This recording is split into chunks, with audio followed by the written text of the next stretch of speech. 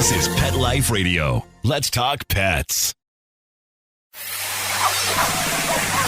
It's Oh Behave with Arden Moore, the show that teaches you how to have harmony in the household with your pets. Join Arden as she travels coast to coast to help millions better understand why cats and dogs do what they do.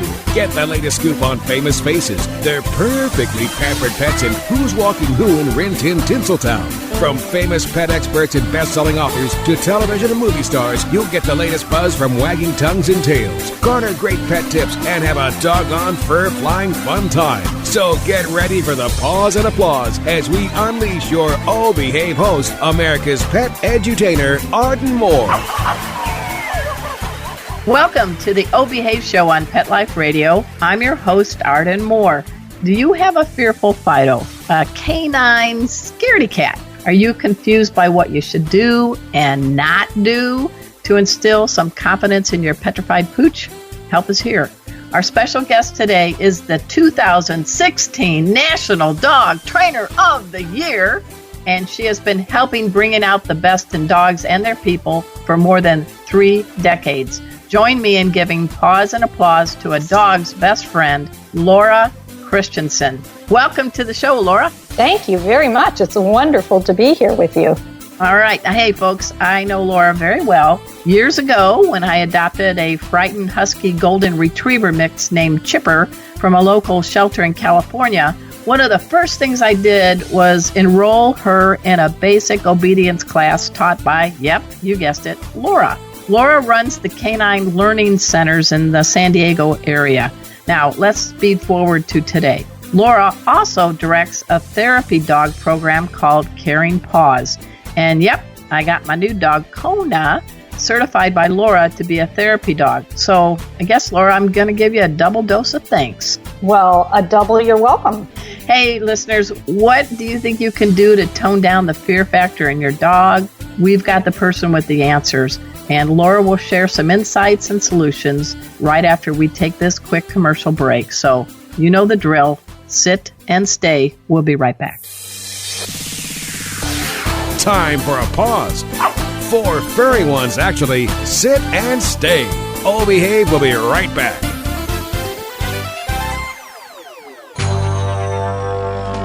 It's designerpetsweaters.com. Hand-knitted designer sweaters for your precious pup or cool cat. Beautiful couture patterns for your pets, including custom-knitted formal wear, casual wear, yachting, and even sports-themed. Many designer pet sweaters include feathered tammy hats, top hats, and a lot of sparkle.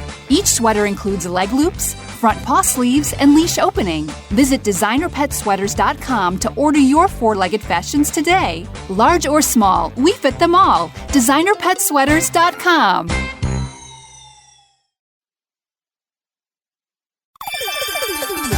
Let's Talk Pets on PetLifeRadio.com.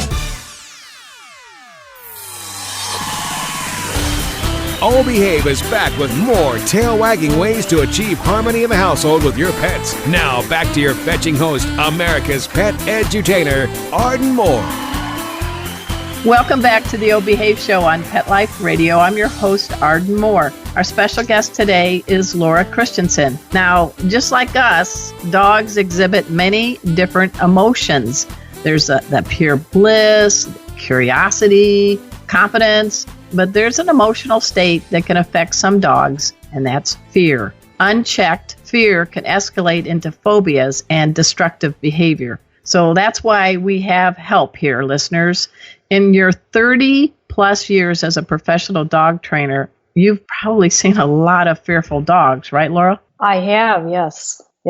And what, if you could, what are some signs a dog may display that says, I'm a little scaredy cat? Well, I call it the 4 Fs. Okay. When a dog is fearful, they can respond by fighting, directly lunging and going towards the thing that they are fearful. In other words, my best defense is a good offense, and I am going to do everything in my power to keep you away from me. Or they can take flight, avoidance, trying to run away, saying, I'm going to do everything in my power to keep me away from you. They can also freeze and just say, oh boy, this is a problem, and just behave helpless, cower, tremble, and just kind of let things happen. Or they can fool around, meaning that they become very hyperactive, they get overstimulated, start jumping, acting silly, or you can actually see displacement behaviors like they're sniffing. Some dogs that get really nervous can even start to chase their tail or act like they're disinterested. So many different signs here. A dog actually says over 72,000 different things that we know of with their body. And They are incredible communicators. But being your average person, we probably really don't understand and comprehend that. I really like that. All right, folks, fighting, flight, freeze, and fool around. Now, come on, Right. We're talking about a different kind of fool around. This is a PG show. But can you help with some subtle signs of displays of fear? I'm thinking about the squinting of the eyes, things like that. That might. Yeah. One of the first things that you will see is they start to kind of show the whites of their eyes, like they're glancing back and forth. You'll see their tongue will be flicking in and out. You'll see lots of yawning. They just generally look like they have a very concerned look. They will become kind of stiff. You can see that tail start to shift underneath, or the ears kind of moving back a little bit. They'll do like a grin or start to pant. The tongue will come out to the left side of their mouth. Yeah, so those are some of the most common things that you'll see. They can just kind of sit down or turn away from whatever it is that they're fearful of and, an effort to avoid it. So, people will say, I just want to cuddle them and talk to them. Why are those kind of wrong moves to make when you have a dog that's feeling fearful? Yeah, I grew up as a fearful and stressy person myself, so I can totally relate to this. Okay. And so, I think of this like if I would go to a party and I would be really, really nervous. And so, I'd just be thinking, oh my gosh, I hope no one talks to me. I hope no one notices me. And then all of a sudden someone would look directly at me and say in front, boy, are you shy? You don't talk much. And it's like, and they'd look right at me and they'd speak to me. And for a dog, I think it's the same thing. It's like, I'm afraid, I don't want anything to do with you. And what the person does is they look at them, they speak directly to them, and they might even reach for them. And all of those things say, fright, fright, fright, fright. And what about the baby talk? Let's say it's your dog and you know that your dog gets a little afraid of things. Why would cuddling and, you're going to be okay, not a good thing? It's just too intimate for fearful dogs. Okay. Fearful dogs need to have a cup of coffee and discuss that. That's just the bottom line. And humans think like humans, Arden. I'm a really friendly person and I'm a nice person and dogs love me. So I'm just going to let the dog know that I'm really nice. But dogs don't think that way. They think absolutely the opposite. If I'm worried and I'm concerned, I don't want you to make friends with me quickly. Okay, good point. Hey, folks, I want to mention this a couple of times because it's a unique spelling. At the end of the show, I want you to dash over to Laura Christiansen's website. It's the letter K, the number 9, LRNG. It's like, take out those vowels, Vanna, and spell canine learning. So maybe Vanna will be our guest on our show next. Who knows? But it's K9LRNG.com. And why I bring this up, Laura, is I'm blown away. Hey, folks, she has a very extensive video library on your website. There's and also Instagram and other things. But you're really trying to help us out, us two-leggers, aren't you? Absolutely. I think that visual is very important. So this last year, actually, I have been taking so many videos and I've captured some really great footage of things of dogs, of, all kinds of things. Being afraid of drain gutters, being afraid of dogs and being reactive, just fearful of environments, people touching. So I think that that's going to be really helpful to folks, as well as lots of different articles. No, I'm blown away. It's a very, very good site, and you do it very well. I wanted to get back to, you said you were kind of a fearful, stressful, you probably even child. So what led you to get into the dog training business? It's a special art, I think, when you do it right. Yeah, I always loved animals. And I also wanted to be a teacher. So I remember when I was little, I would get all of my animals and all of my dolls, and I would be the teacher. So, we'd have school. And so I started to just kind of look into things. And I actually found a profession that was called a humane educator. And that was someone that went into venues like schools and, like maybe the Girl Scouts and taught children about how to interact with animals.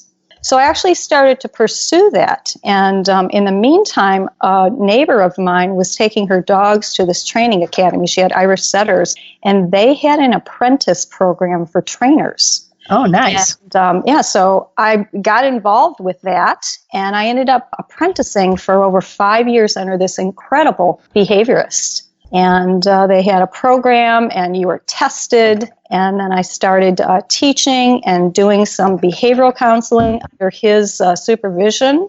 And then in 1992, I came out here and started my own business. All right. And here, please explain to folks. Here is Carlsbad, California. Woohoo! Right next door to Oceanside. Yeah. So what made you pick the name Canine Learning? I mean, it's just, to me, I like it when it's keep it simple.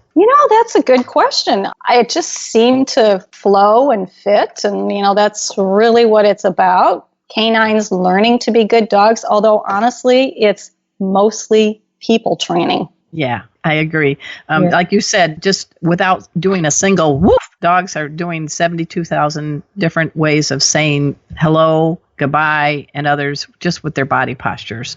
But we need a little help, don't we? Us two-leggers. Yes. And the other thing that we need to understand is that dogs are incredible observers, especially a dog that's a little fearful or nervous. They're going to be hyper aware of changes in their environment and what is going on. So a lot of times people mean to do the right thing, but the dog sees it in a completely different way. So do you have a couple of examples? I think you said you're going to be, after the show, you're heading to see a fearful Pomeranian. Now, it's up to you if you want to mention this Pomeranian by name, but I was hoping you could give me a couple of examples of some of the doggies that are fearful that you're working with right now.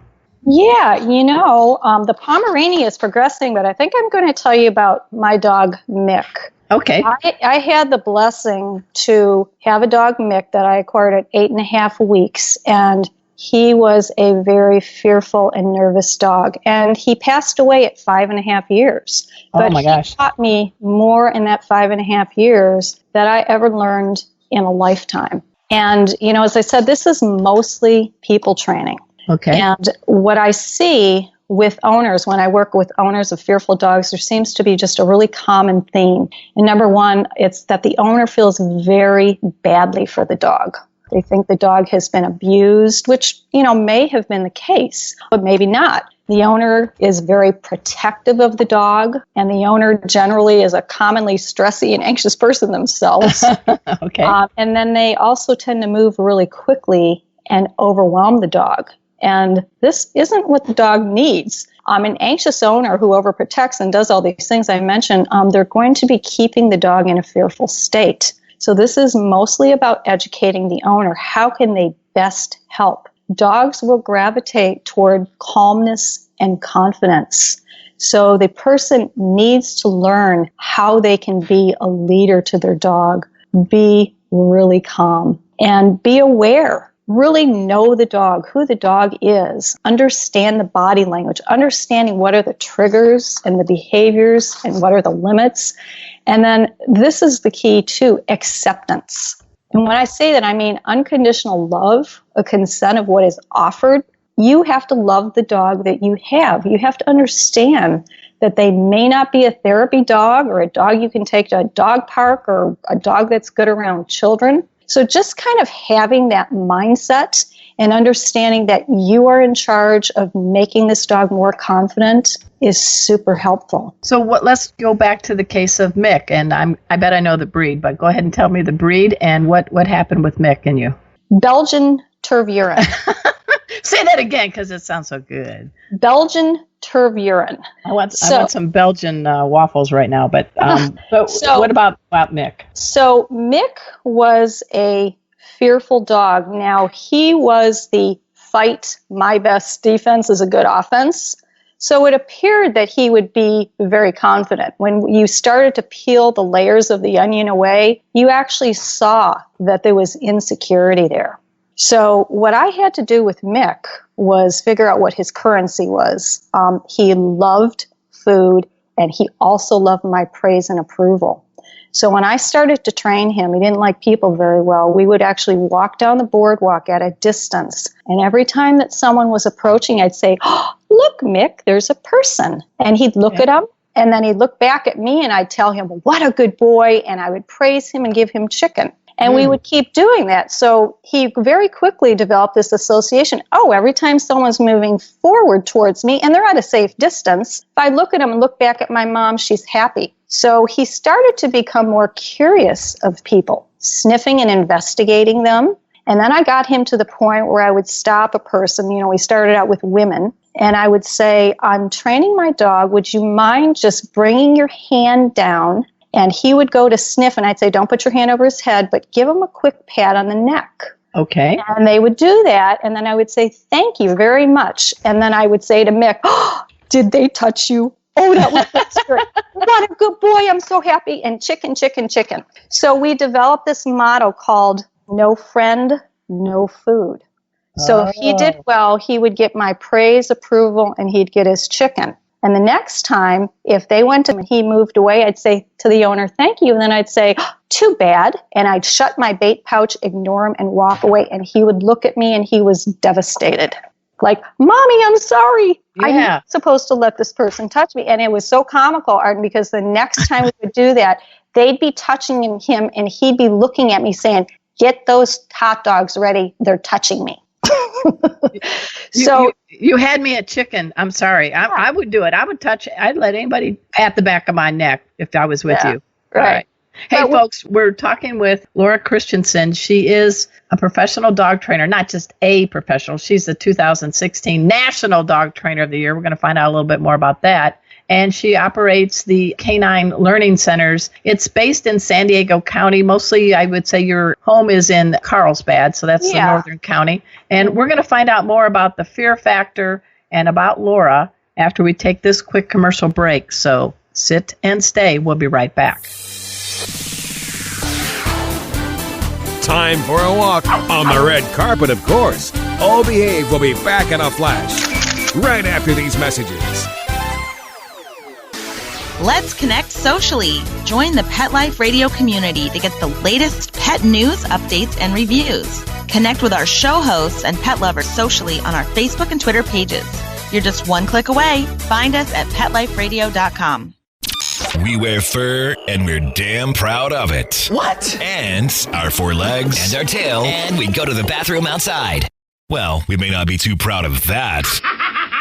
Sniff around, then mark your spot right here. Pet Life Radio. Let's talk pets. Let's talk pets. Let's talk pets On Pet Life Radio. Pet Life Radio. PetLifeRadio.com. Hi, I'm Tamar Geller, life coach for Dog and the People, and I invite you to listen to Arden Moore on Ho Behave Show on Pet Life Radio. I'm delighted. If I had a tail, I'd be wagging it right now, but, you know. I'm wagging mine. We're back from the lot. Just checked the paper and we had a record showing at the box. The letterbox, that is. Now back to Oh Behave. Here's Arden. Welcome back to the O Behave Show on Pet Life Radio. I'm your host, Arden Moore. I like Laura. Laura knows dogs, and Laura knows how to work us two-leggers, so we actually bring out the best in our dogs. And from a personal standpoint, I do salute you for the help you gave my dogs, Chipper and Kona. Now I live deep in the heart of Dallas, but hopefully we'll rendezvous for a lunch or something next time I'm in Oceanside, Carlsbad area. But from day one, Laura, I just thought, this lady has her dog act together. And that's not always the case. So is there some tips you could give people on what to look for in a good professional dog trainer and behaviorist? Because not everybody can come to Carlsbad, unfortunately. Yeah. So, I think that the person that you look for you have to have a good feeling about them. They need to be very dedicated to you and your dog. They need to be very patient. They need to be very intuitive. They should be working with positive things. The dog should gravitate and start to just kind of naturally like them and feel comfortable. So, again, I think it's just an intuitive gut feeling. And then knowing that the person has some experience, and when you interact with them, you need to feel like you're their only customer. Oh, that's very... Now, have you ever put together how many dogs you've trained over the years? I've never counted them on my fingers and toes. I'd say thousands. Wow. Yeah. So, which brings us to the story of you were in the running for National Dog Trainer of the Year, and you were hanging up on these people. Come on, that's a good story. What happened? Right. Well, again, this kind, you've heard for that nature versus nurture. That's kind of my nature, and then the nurture. I grew up, being kind of a suspicious person to begin with. Right. So, I get this phone call. Hello, this is so and so. Congratulations, you've been nominated. And I'm like, yeah, right. Click. And, I thought they were a solicitor, and they called back, and I thought, darn, this person is persistent. It's like when I kept hanging up. Well, finally, I get this, I think, an email and a text and a call from you saying, hey, this is legitimate. You need to quit hanging up on these people. I nominated you. You better get in touch with them, or they're going to give this award to someone else, and you deserve it. So get in touch with them. Tell the folks who this is and what it's all about, because I thought it was hilarious. And I'm an ex-reporter, and I believe if your mother tells you she loves you, check it out. So I'm like applauding you for like click, but then the organizers called me and are like, she's hanging up on us. Oh my gosh. You have to laugh, right? You have to have a sense of humor. But tell us about who sponsored this and how it's changed your life. Well, you know what? I am having a brain lapse about who it was exactly this. I know Purina, but I can't remember the company that actually sponsored it. So I think you're going to have to jump in here and help. You're right. Purina, they were doing a national search for the Dog Trainer of the Year, and they actually approached folks like myself in the pet community to make nominations. Mm-hmm. So that's how it came about. So you and your husband got to go to New York. Woohoo! Yes. They flew us to New York. It was in conjunction with the Westminster Dog Show. It was a black tie event, and they honored me. And it was just overwhelming. It was surreal. That part of it was super cool, going to New York and getting that award. But the most important thing really was all the congratulatory emails from people and the Atta Girls. And, we always thought you were the best. And, that. So, it was just overwhelming, including from, very respected colleagues. So I think that, I think that it just gave me that double, thumbs up that this person is serious at what she does. She focused on being the best that she does, and I had, the radio stations and the magazines and the TV stations, coming and interviewing me, and I was being recognized on the street. An overnight success after 30 years, right? Yay! Oh my gosh, tell me about it. It was like my business was doing decent. I was staying busy, but it was overwhelming. It literally got to the point where I had so many phone calls that I couldn't answer them. I had to actually screen and, okay, who's in my area, who seems like a priority, and go with that first. And people still recognize me on the street. Of course, I don't know whether it's me or because I have two Belgian Tervuurens, which is an unusual breed. But right, and they're beautiful dogs, folks, Cade and Grace, and my dog, pet safety dog, Kona, after she got certified by you with your Caring Paws Therapy Dog program, you treated her to a play date with Cade, right? Yes. What made you say, I think this Jack Russell mix from Arden will get along with my BT named Cade? I could just tell by her personality and her confidence that Cade was going to really gravitate for her, towards her. What were the signals that you were registering? She just seemed to have a really calm, self-assured air about her. And proper social skills in the sense that when she was meeting a dog, she did everything right. She didn't go flying at him like a projectile missile and say, hey, I'm Kona, let's party. Like Arden would do. Yeah, go ahead. Yeah, she was just kind of more subtle about it. And she flirted around with him. And, and he's like, okay, I like this dog. And they just immediately hit it off. Well, I love Cade. Cade's a great dog. And the other thing I wanted to cover, because it's important, folks, I want you to check out caninelearning.com, and that's spelled with a K and a letter 9 and then LRNG.com, because not only does she have this extensive video library that you can look at, but I really like the fact that on your homepage you said, you have 11 different training programs for the dogs and their people, and that's behavior and training. I mean, it's not one training fits all, right? That's correct. It is individual. I mean, there definitely is a base, but I look at the individual dog, what their issues are. I look at the person's personality, and I like it. It's a challenge. It's like, all right, how do I bring out the best in this dog-human team?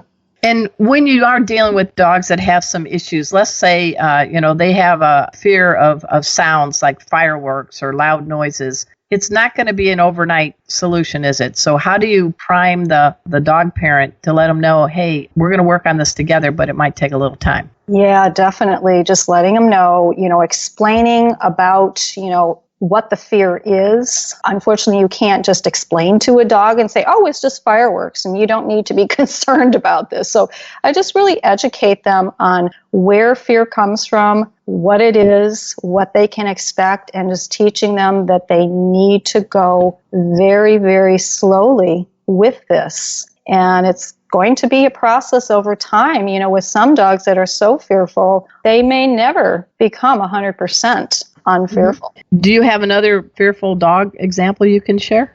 Well, I'm going to go back to Mick.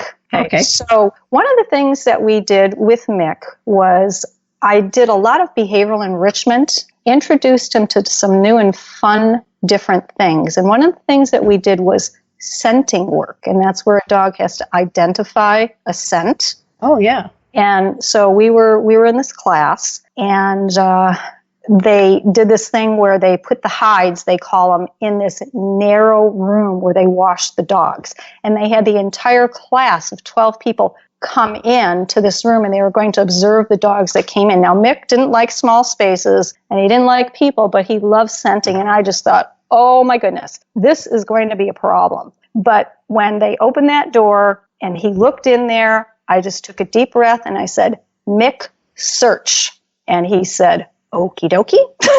And he went right in there, Arden, and he went between the people and all this like they didn't even exist. They were not in that room. And the idea here is that he loved scenting so much that the love of that overrode any fear that he would have had, and it just took over. You mentioned something that's very important. I listened to your voice. It was very calm and confident. Mm-hmm. Really, they are really listening to how we present commands and requests.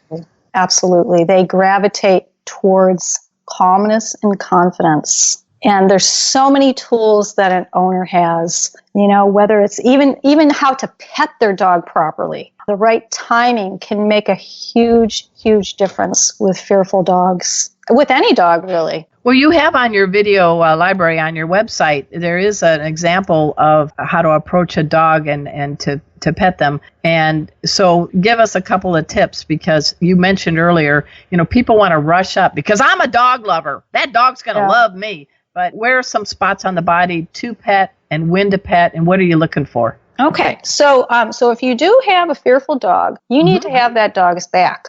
If you see someone that's going to approach really quickly, I step in front and say, oh, you know what, this dog's starting to be a therapy dog. Hold on. It's like, can you bring your hand down low? Don't stare at them. Don't reach your hand over here. Here's a piece of food. Can you give it to the dog? Let them approach you. So that's the key, is allowing the dog to approach the person. And then make it very brief, 1 or 2 seconds, and then move the dog away before they have a chance to think, wait a minute, I'm letting this person pet me, but I don't like it. So you always want to work with that positive emotional state, make it really, really, but it really is the human, the owner, that has to take charge of the situation. If you do that, the dog is going to see that and say, wow, what a relief. That's right. They react to this. They do download a lot. They may not have their own iPhone or laptop, but these guys are downloading, aren't they? Mm-hmm. Oh, yeah. Continually cataloging information and events in the brain. Wow. And that's the key, is that number one, you want your dog to trust you. You want your dog to see that you're in charge, you'll handle situations, you have their back. And that's greatly going to reduce the fear in any dog. Then the next thing for people petting, again, over the head is threatening. We want to go low. Pet them on the side of their neck, on the chest. If it's appropriate, if the dog's not too fearful, they like the butt scratch. They tend not to like the middle of the back or going over the head suddenly. Oh, interesting. Yeah. All right. Is there any parting message you'd like to give before we have to say goodbye? I have thoroughly enjoyed having you as our guest, and I miss you. You're a good person, a good friend, and I love what you have done for dogs of all shapes, sizes, and ages. Yeah. I think really the most important thing is knowledge is power. And if the owner really educates themselves about what they're dealing with the dog and how to best handle the dog, to me that becomes a recovery where it's like you actually gain control of something that may have been lost, and you're not a victim of fear anymore. And with that, I think it's going to give the dog a capacity to recover more quickly from scary things. So again, I'm going always back to the owner. They have to be the dog's leader. They have to educate themselves. They have to accept who the dog is and find tools to bring out the best. I love it. They have. And when you're not around dogs, or what is something you really enjoy doing that may surprise people? I don't know, do you do Pinot paint with wine, or I don't know what you do. What's something you do for fun? You know what? I really just enjoy going out with friends and, going for walks. I actually like to color to reduce stress. Oh, nice. Read. Yeah, just really enjoyable things that are good for the soul. That's a very good advice. Hey, everybody. I've been delighted to have as our special guest Laura Christiansen. She operates the Canine Learning Centers. It's based in Carlsbad, California. She is a National Dog Trainer of the Year. She also has a therapy dog program. It's called Caring Paws. Go to K9learning.com. That's K, the number 9, LRNG.com. And check out her on Facebook, Instagram, all the social medias. She's here to help you guys and bring out the best in your pets. At this time, I also want to give a shout out to my producer, Mark Winter. He is the Wizard of Paws. He is the executive producer of Pet Life Radio, and he keeps us all in line, all us hosts on the network, which is now the #1 pet radio network on the planet. I just got to get all those P's out. We also humbly have been picked by Oprah Winfrey, some lady with a big O and a W, who loves our show and has selected it as one of her top 3 pet podcast picks. See, I did it again, folks. I did a bunch of P's. All right. So you must practice that. Practice. And so until next time, folks, this is your flea-free host, Arden Moore, delivering just 2 words to all you 2, 3, and 4-leggers out there. Oh, behave. Coast to coast and around the world, it's Oh Behave with Arden Moore. Find out why cats and dogs do the things they do, and get the latest buzz from wagging tongues and tails in Rin Tin Tinseltown. From famous pet experts and best-selling authors to television and movie stars, you'll get great tail-wagging pet tips and have a fur-flying fun time. All Behave with America's pet edutainer, Arden Moore. Every week on demand, only on PetLifeRadio.com.